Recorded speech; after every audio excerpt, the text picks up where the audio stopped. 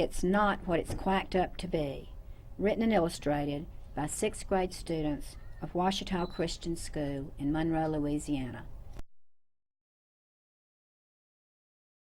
In the summer of 1994, a duck by the name of Quacker encountered a very strange situation. Quacker descended from a very long bloodline of mallard ducks. He was a very handsome duck with fluffy feathers on his head that were green as grass.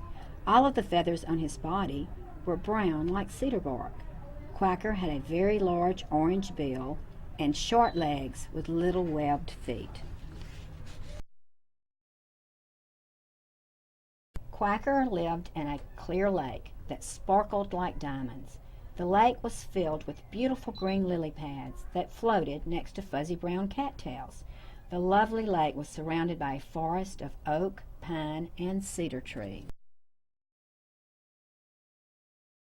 One sunny morning, Quacker was flying over the lake on a routine flight when he became engulfed in a strange, dangerous updraft. The updraft sent Quacker into an extremely fast roll. He tried to stabilize himself, and that was the last thing that Quacker remembered. When he regained consciousness, he had an enormous headache and an overwhelming urge to quack.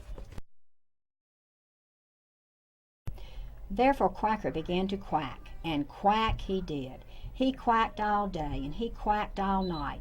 He quacked so much that he became a mini quack machine, and he almost quacked his big orange bill off.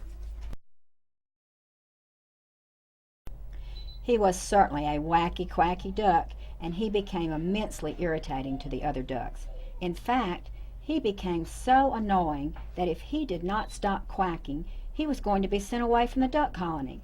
Quacker needed help. He asked his friend Rabbit to help him stop quacking. Rabbit was as nice could be, so he promised to help Quacker.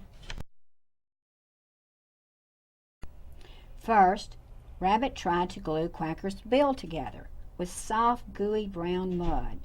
But when it dried, it fell apart, and Quacker quacked. Second, Rabbit tied a strong green vine around Quacker's bill, but it slipped off, and Quacker quacked. Next, Rabbit stuck Quacker's bill into an old rotten log, but it broke apart, and Quacker quacked.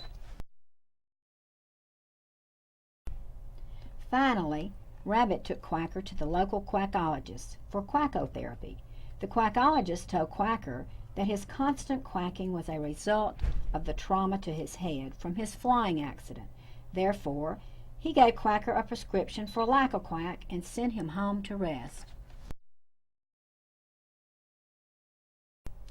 Quacking his way back to the lake, Quacker tripped on a tree root.